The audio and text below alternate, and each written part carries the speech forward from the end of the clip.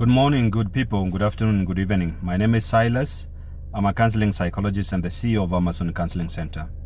Yesterday, I was not able to do my recording because of so many activities, but today we are here.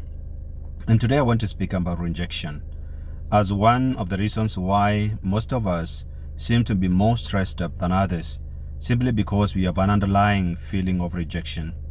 Now, there are two kinds of rejections. There is a rejection that is happening in reality, which we call objectively happening out there, where people are actually rejecting you. But there is also another form of rejection, and this is the rejection that most of us find ourselves in, which we actually perceive that we are being rejected, even though in actual sense people do not reject us. Now, how do these come? The first rejection, which is objective rejection, is usually something that happens probably with parents growing up or with very important people in our lives. Maybe because we don't look like everybody else. Maybe because we are not as intelligent as the others.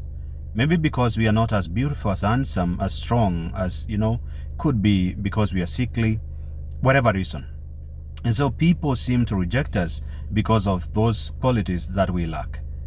Then, after that, we actually perceive that our whole life we are rejected, because the world of the parent is the world of a child, is the universe of a child. And so the child will leave home, but they will live perpetuating their home wherever they find themselves, unless truly there is a serious intervention that has been put in place to help them heal and recover from rejection. Otherwise, if no help that has been given, then this person perpetuates that rejection in themselves, so that wherever they go, what they are looking for is the traces of rejection. Now, traces of rejection can be all over.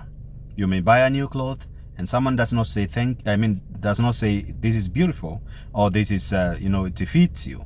If they don't say that, not because actually they don't like it, but just because their thoughts were elsewhere, you actually read that as rejection.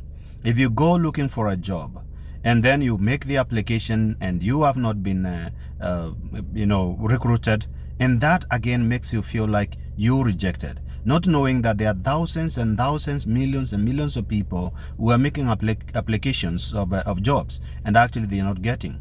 So for you, they basically conclude that this is rejection, and therefore you constantly live almost like in a green zone. Green zone, the places where there is war, there is a place that is actually where the military live, and they call it a green zone. It's well protected and it has very strong walls and no machine gun can break in.